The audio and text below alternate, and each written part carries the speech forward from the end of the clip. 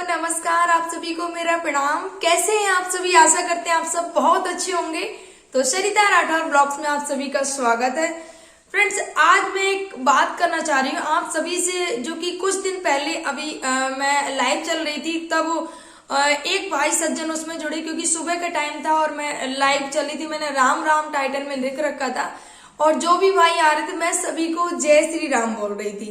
सुबह का टाइम था, गुड मॉर्निंग और जय सिया राम।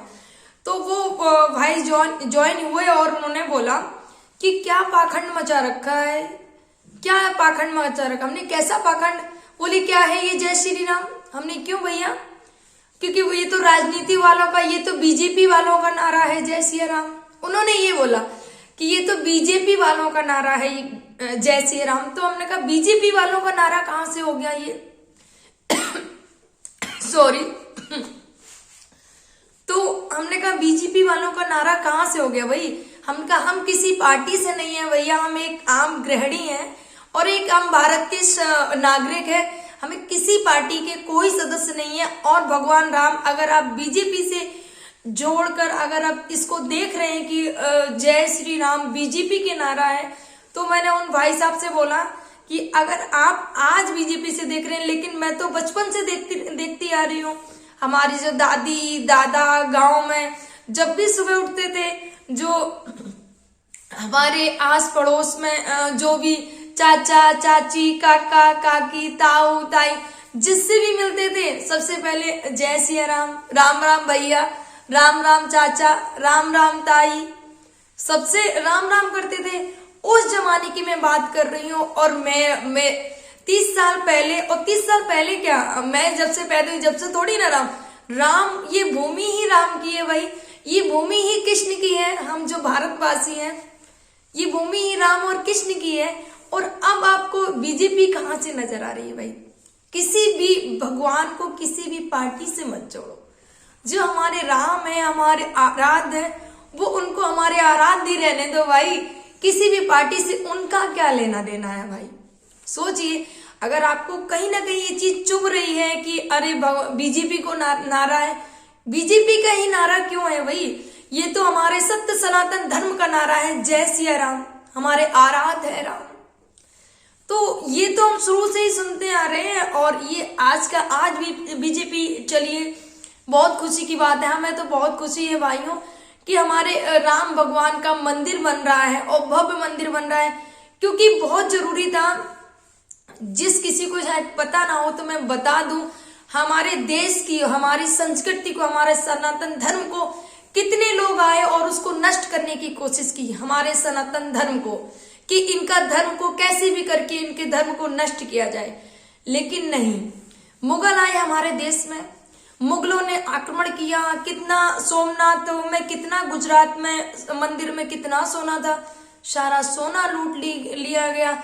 ऐसे ही हमारी भारत भूमि सोने की चिड़िया नहीं कहलाती थी। सच में हमारा देश सोने की चिड़िया था और इतना सोना था, बहुत सोना था हमारे देश में। लेकिन आए दिन कुछ ना कोई अंग्रेज भी आए, उन्होंने भी गुलाम बनाए, उन्होंने भी खूब लूटा हमारे देश को। मुगल आए, मुगलों ने तलवार की नोक पर धर्म परिवर्तन कराए हमारे भाइयों के, तलवार की नोक पे धर्म परिवर्तन कराए मुगलों ने। और हमारे जितने भी बड़े बड़े मंदिर थे, जैसे कि हमारे कृष्ण भूमि, हमारी राम भूमि, इन सभी जगह अपने जो हमारे सनातनी मंदिर थे उनको तोड़वा के उन्होंने वहां पर मस्जिदों का निर्माण करवाया। कितने भाइयों को धर्म परिवर्तन करा दिया। ये सारे उन लोगों की बस एक ही मंशा थी कि बस हमारा धर्म रहना चाहिए, बाकी दूसरों का कोई धर्म नहीं, जो सनातन धर्म है वो नहीं होना चाहिए। तो उस धर्म के लिए हमारे सनातनी भाई ने अपने धर्म को बचाने के लिए कितने भाइयों की जान चली गई। और आज जब ये इतने सालों बाद मंदिर बन रहा है तो हमें बहुत खुशी है। और प्लीज आप सभी से रिक्वेस्ट है कि इस जो राम मंदिर को किसी भी राजनीति पार्टी से ना जोड़ा जाए। ये हम सारे भारतीयों की खुशी है। और आप सभी से मैं बोलूंगी कि वर्षों की कठिन तपस्या के बाद आज ये राम मंदिर का जो निर्माण हुआ है और 22 को यहाँ पर भगवान जी स्थापना उनकी की जाएगी 22 जनवरी को। तो आप सभी इस दिन 22 जनवरी के दिन अगर वहां अयोध्या ना जा सके, अपने घर में ही दिवाली की तरह सेलिब्रेट करिए, दिवाली की तरह त्योहार को मनाइए। क्योंकि शायद आपको पता है कि नहीं पता है, क्योंकि इस राम मंदिर के लिए हमारे बहुत सारे भाइयों ने अपनी जान की आहुति दे दी, अपने धर्म को बचाने के लिए, अपने मंदिर के लिए। क्योंकि लोगों की जो मुगल आए उनकी बस यही सोचती कि कैसे भी करके इनके धर्म को नष्ट किया जाए, इनको समाप्त किया जाए, उनकी बस यही सोचती। अगर हम आज हमारे मंदिर का निर्माण हो रहा है तो हमारे हर एक भारतवासी का फर्ज बनता है कि इस को दिवाली की तरह सेलिब्रेट करें। क्योंकि बहुत दिनों बाद, वर्षों की तपस्या के बाद आज हमारा राम मंदिर बनके तैयार हुआ है और आप सभी भारतवासियों को राम मंदिर बनने की हार्दिक बधाइयां और शुभकामनाएं। तो बस मैं यही कहना चाहूंगी आप सभी से कि किसी की पार्टी से मत जोड़िए। कि अगर हमने राम बोल दिया, अरे तुम तो बीजेपी वाले हो इसलिए तुम जय श्री राम बोल रहे हो। क्यों बीजेपी वाले भाई? हम सनातनी हैं भाई, हम बचपन से सुनते आ रहे हैं कि राम राम सीताराम, जय सिया राम, राधे राधे, जय श्री कृष्णा। अगर कोई भी अगर पार्टी जय श्री राम बोल रही है तो उसमें कोई बुरा नहीं है भाई, बुरा मत मानो। वो भी राम भक्त है इसलिए वो जय श्री राम बोल रहे हैं। तो इस पार्टी से लेकर हमें किसी को नहीं देखना चाहिए। फिर मैं जो मैं बात करी तो उस पर पूरी बात करती हूँ।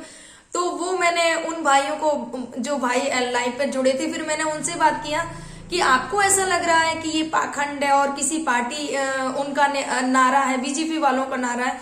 पर मैंने कहा ऐसा नहीं है, हमने बचपन में यही देखा है, यही सुना है कि सुबह उठ के सभी को राम राम, जय सिया राम सबसे करते थे।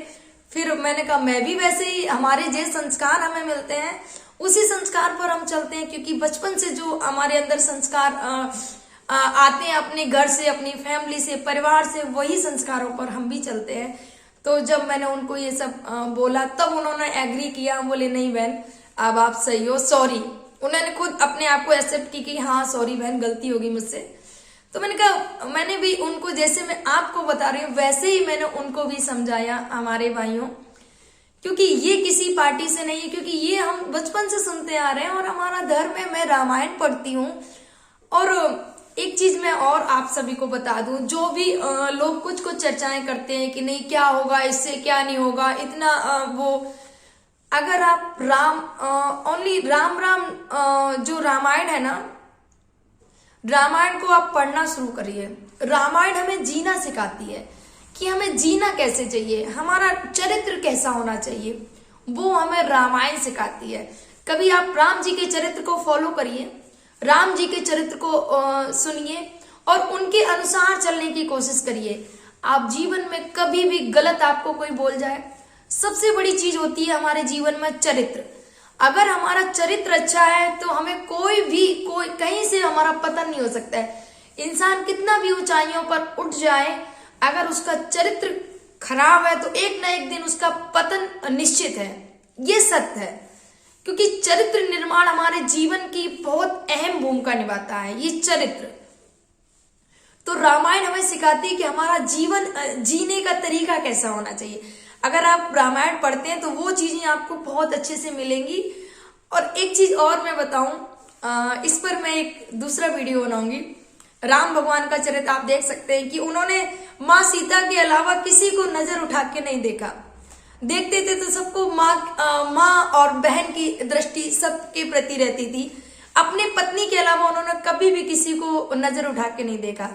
ये भगवान राम का चरित्र। और माँ सीता का मैं बता दूं, माँ सीता मैया, जब माँ सीता पहली बार बगीचे में जब माता की पूजा करने के लिए जाती है अपनी सखियों के साथ में, तो भगवान राम भी वहां फूल तोड़ने के लिए आए हुए होते हैं। तब सीता मैया जब पहली बार हमारे भगवान राम जी को देखती हैं तो देखकर वो अपनी नजरों को झुका लेती हैं। क्यों अपनी नजरों को झुका लेती हैं? क्योंकि वो उस समय अपने आप को पिता के अधीन मानती हैं। ये रामायण की चौपाई में है। वो उस समय अपने आप को पिता के अधीन मानती हैं, इसलिए वो अपनी नजरों को झुका लेती हैं।